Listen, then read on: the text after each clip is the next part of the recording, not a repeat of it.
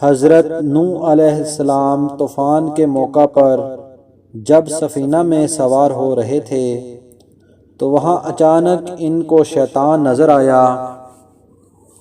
انہوں نے کہا تو یہاں بھی پہنچ گیا، اب میں تجھے نہیں چھوڑوں گا جب تک کہ تیرا راز نہ معلوم کر لوں۔ اس کو حضرت نوح علیہ السلام نے پکڑ لیا اور فرمایا کہ تیرا راز مجھ کو بتا کہ تو گمراہ جو کرتا ہے وہ کس راستے سے کرتا ہے۔ تو اس نے کہا کہ 5 باتیں ہیں، لیکن 5 میں سے میں آپ کو 3 بتاتا ہوں، 2 نہیں بتاتا۔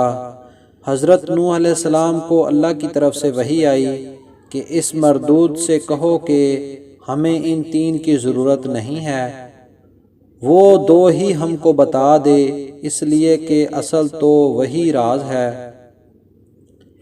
تو حضرت سیدنا نوح علیہ السلام نے کہا کہ مجھے ان 3 حربوں کی ضرورت نہیں، وہ 2 بتا دو جو تم نہیں بتانا چاہتے۔ تو اب مجبور ہو گیا اور کہنے لگا کہ وہ 2 باتیں جس سے میں لوگوں کو گمراہ کرتا ہوں اور آپ کو بتانا نہیں چاہتا تھا، وہ آپ سن لیجئے۔ ایک حسد اور ایک ہرس۔ پھر شیطان کہنے لگا کہ حسد سے میں گرا اور ہرس سے حضرت آدم علیہ السلام، اس لیے کہ جب اللہ تعالیٰ نے حضرت آدم علیہ السلام کو بنایا اور ان کو علم عطا فرمایا اور ان کی شان و شوکت کو فرشتوں کے سامنے ظاہر فرمایا، تو اللہ تعالیٰ نے فرمایا کہ آدم علیہ السلام کو سجدہ کرو، تو فرشتے تو سجدے میں گر گئے۔ ابلیس کو تکبر نے روکا۔ تکبر کے بعد حسد پیدا ہوا۔ حسد اس لیے پیدا ہوا کہ ان کی وجہ سے میں اللہ کی نگاہ میں گر گیا ہوں، اب کسی نہ کسی طرح ان کو بھی گرانا ہے، یہ حسد ہے۔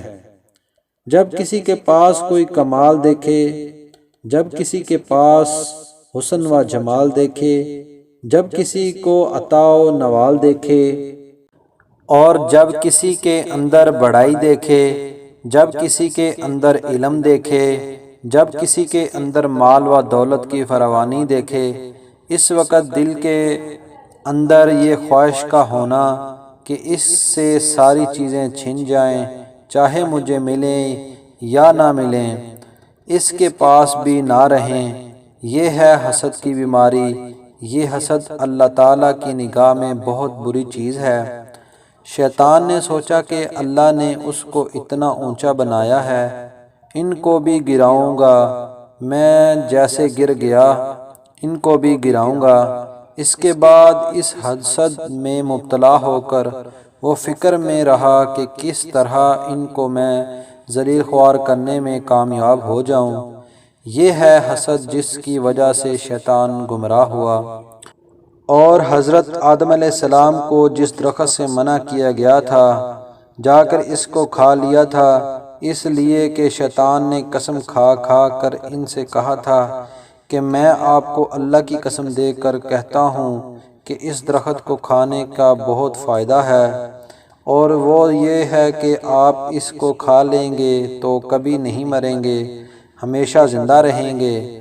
انہوں نے یہ کہا کہ یہ بہت اچھا، کھا لیں گے، تو ہرس میں آ کر کھا گئے۔ اس کو شیطان نے کہا کہ حسد نے مجھے تباہ کیا اور ہرس کی بیماری نے حضرت آدم علیہ السلام کو گرا کر رکھ دیا۔